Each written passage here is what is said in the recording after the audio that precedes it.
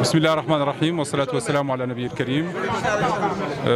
Je suis très honoré d'être aujourd'hui ici à Djama, à l'occasion de cette troisième édition de la FIAN, sur ce lieu symbolique pour l'Organisation pour la mise en valeur du fleuve Sénégal, mais symbolique aussi pour tous nos pays.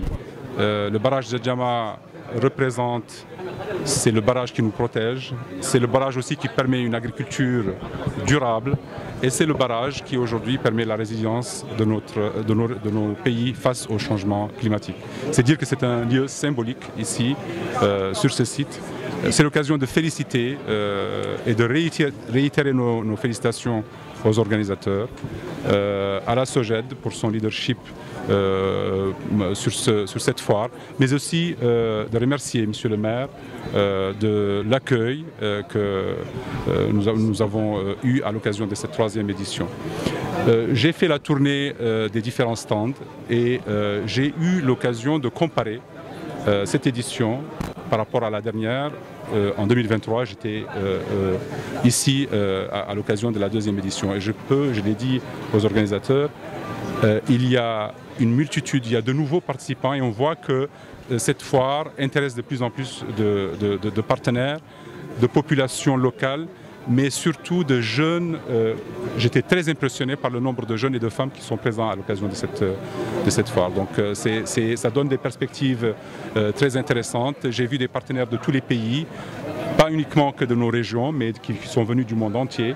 Donc aujourd'hui, Djama est le centre du développement agricole, je dirais, dans la région.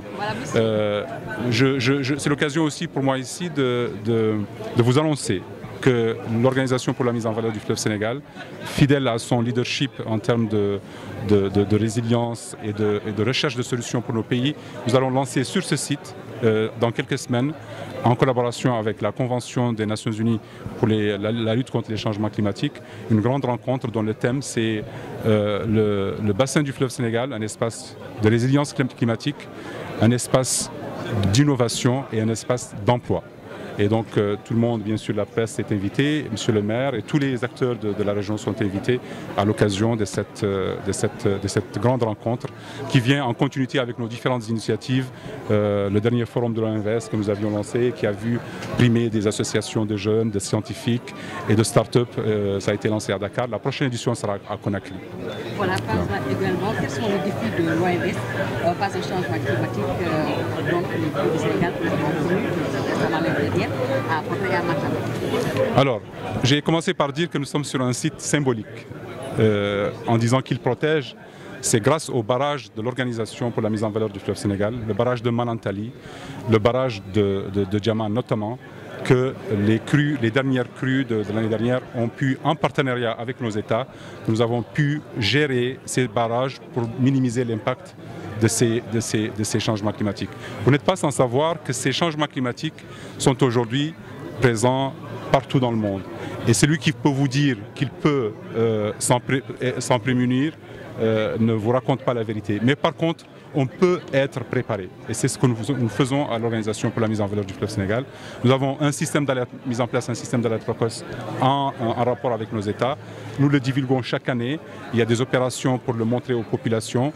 Nous avons contribué à l'effort de nos États en donnant l'information à temps utile. Mais tout ceci, ça doit être aussi notre affaire à tous. Nous, en tant qu'organisation, mais les populations, les journalistes d'ailleurs, et on doit se rappeler qu'on ne sera pas à l'abri. Nous ne serons pas à l'abri. Vous avez vu les récents événements un peu partout dans les pays qui sont mieux outillés technologiquement que nos régions. Malgré tout, ils n'ont pas pu prévenir à temps. C'est dire qu'aujourd'hui, les événements extrêmes, ils vont s'enchaîner. Et nous, on doit contribuer, on doit veiller à ce que les zones qui sont susceptibles d'être atteintes, d'être touchées, il doit y avoir le niveau d'attention requis. Et c'est tout l'intérêt du système d'alerte précoce qui vous dit que, schématiquement, quand il y aura le niveau d'eau à tel endroit du fleuve, dans un certain nombre de jours, l'eau sera à cet endroit-là. Et donc ça permet aux gens de se retirer et de minimiser cet impact-là. Je vous parle du système d'alerte précoce. Ça, c'est un document de référence. Ce document, il dit pour chaque localité du bassin du fleuve, chaque point sur le fleuve, il donne, en fonction des niveaux d'eau, ce qu'il faut faire, les différences des masses. Quand est-ce que les populations doivent être altérées, quand est-ce que les populations doivent se retirer, doivent être délocalisées.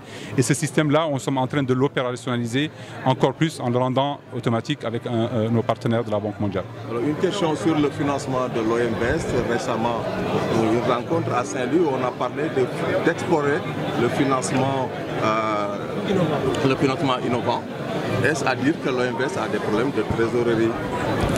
Alors, l'OMVest est une organisation qui a les avantages et les défis de ces pays. Et donc aujourd'hui, l'accès au financement est un défi pour... il y a une compétition à trouver ces financements-là. Et notre idée en organisant cette rencontre ici avec les différents bassins d'ailleurs africains et en partenariat avec certains de nos partenaires étrangers, nous avons voulu explorer d'autres types de financement. Aujourd'hui, et je l'ai vu en tournant dans les stands, il y a une volonté réelle et une prise de conscience que les financements existent, mais ils existent peut-être ailleurs que là où on les cherchait. Et donc l'objectif de cette rencontre-là était d'explorer ensemble et que les solutions viennent justement des acteurs du terroir, des gens qui connaissent les vrais défis et d'explorer ces pistes-là. Et je pense que nous sommes sur de bonnes pistes et c'est là notre rôle d'être toujours à la recherche de solutions. On va prendre la troisième édition FIANBI. dama bëgg wax ni rek rencontre bi xam ne am na tey fii ci barrage de Diama ci population bi yëpp teew Sénégal ak Mauritanie mi nga xam ne duñu ñaari réew benn réew lay ñoom tam ñu daje. seen responsable dernier société yi nga xam ni société importante yi nga xam ne après barrage ci la ñuy juddoo fii ba am njëriñ di limbali population bi daje ci tun daje ba am solo noo ngi nuyu au commissaire ci compétence am et puis ci bugg ànd ak ñëpp te associé ñëpp képp ku fi ñëw mu jox la cër kooku am na solo te ay âge am fu mu toll dafay âge bi nga xam ni c'est un âge bi nga xam ni ça promet te boo déggee waxam li nga xam ni incha allah lu am solo la li ma bëgg wax rek mooy Sénégal ak Mauritanie benn réew la te après barrage yi nga xam ne gis nañ ko ci après barrage amul woon ci après barrage bon il faut que Sénégalais yi ak Mauritanie yi yàlla ñu xam li ñu am jàppale xale yi jàppale jigéen yi jàppale ñëpp.